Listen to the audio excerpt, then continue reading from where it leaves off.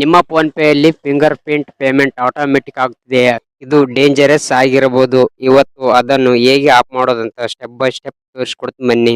ಕೆಲವರಿಗೆ ಫೋನ್ ಪೇಯಲ್ಲಿ ಪೇಮೆಂಟ್ ಮಾಡುವಾಗ ಡೈರೆಕ್ಟ್ ಫಿಂಗರ್ ಪ್ರಿಂಟ್ ಕೇಳುತ್ತೆ, ಆದರೆ ಕೆಲವರಿಗೆ ಇದರಿಂದ ಪ್ರಾಬ್ಲಮ್ ಆಗಬಹುದು. ಉದಾಹರಣೆಗೆ, ಫೋನ್ ಯಾರಾದರೂ ಯೂಸ್ ಮಾಡ್ತಿದ್ರೆ ಪೇಮೆಂಟ್ ಮಾಡಬಹುದು, ಪ್ರೈವೇಸಿ ಇಶ್ಯೂ ಬರಬಹುದು. ಅದರಿಂದ ಫಿಂಗರ್ ಪ್ರಿಂಟ್ ಪೇಮೆಂಟ್ ಆಫ್ ಮಾಡೋದು ಸೇಫ್. ಈಗ ಹೇಗೆ ಆಫ್ ಮಾಡೋದಂತ ನೋಡೋಣ ಬನ್ನಿ. ಮೊದಲು ನಿಮ್ಮ ಫೋನ್ ಪೇ ಆ್ಯಪ್ ಓಪನ್ ಮಾಡ್ಕೊಳ್ಳಿ.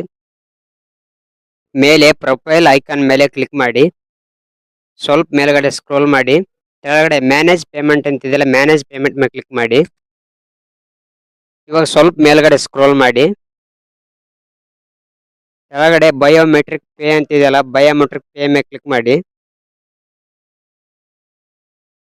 ಇಲ್ಲಿ ಡಿಆಕ್ಟಿವೇಟ್ ಅಂತಿದೆಯಲ್ಲ, ಡಿಆಕ್ಟಿವೇಟ್ ಮೇಲೆ ಕ್ಲಿಕ್ ಮಾಡಿ.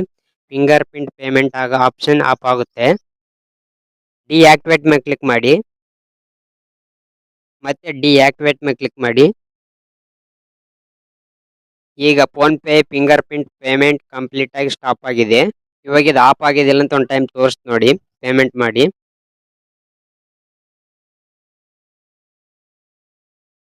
ಇವಾಗ ಫಿಂಗರ್ ಪ್ರಿಂಟ್ ಆಫ್ ಆಗಿದೆ ನೋಡಿ. ಅವಾಗ ಇಲ್ಲಿ ಫಿಂಗರ್ ಪ್ರಿಂಟ್ ಇಂದ ಪೇಮೆಂಟ್ ಆಯ್ತದೆ. ಇವಾಗ ಪಿನ್ ಕೇಳುತ್ತೆ. ಈ ತರ ಬರಬೇಕು ಅಂದ್ರೆ ಅಕೌಂಟ್ ಸೇಫ್ ಆಗಿರುತ್ತೆ. ಈ ಇನ್ಫಾರ್ಮೇಶನ್ ಯೂಸ್ಫುಲ್ ಆದ್ರೆ ಒಂದು ಲೈಕ್ ಮಾಡಿ ಅವ್ರ ಕಮೆಂಟ್ ಮಾಡಿ. ಥ್ಯಾಂಕ್ ಯು ಫಾರ್ ವಿಡಿಯೋ ನೋಡೋದಕ್ಕೆ.